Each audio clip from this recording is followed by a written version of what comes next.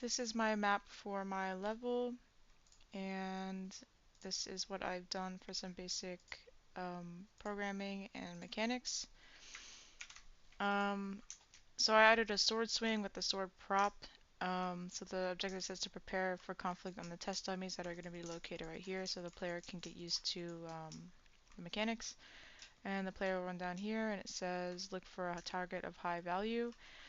There'll be two AI here, and when you defeat one of them, for example this one right here, they'll try to attack you. And when you kill them, they're gonna die, and they're gonna drop a note. And when you go towards the note, it gives you intel on the person you're after. So you can run over here. There's gonna be some health pickups right here. When you run over here, the doors are gonna open, and if you were to bypass the enemies first, it would say you must find a lead first. But once you get into the city, it says progress through the city.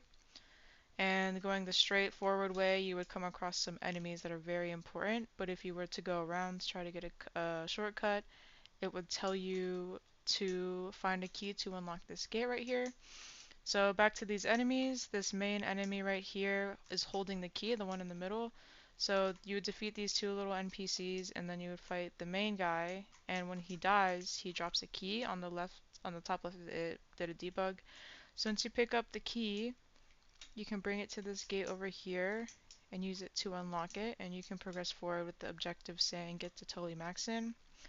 I realized late into this milestone that the way I implemented the AI made it very difficult for me to implement certain things like the death and respawning, because the tutorial I followed connected all the enemy AI and the player, because the enemy AI are a child blueprint of the player.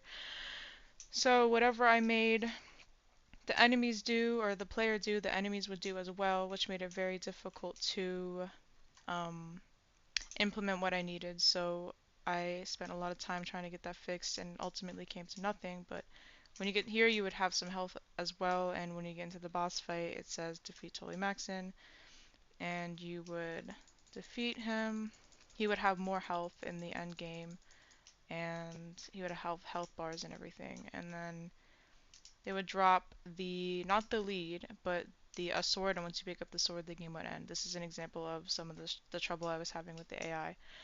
Um, but yeah, that's basically some basic level progression. I'm planning to work on the AI more in the future, or at least reworking the whole AI system, so I can get some more much needed progression and UI features.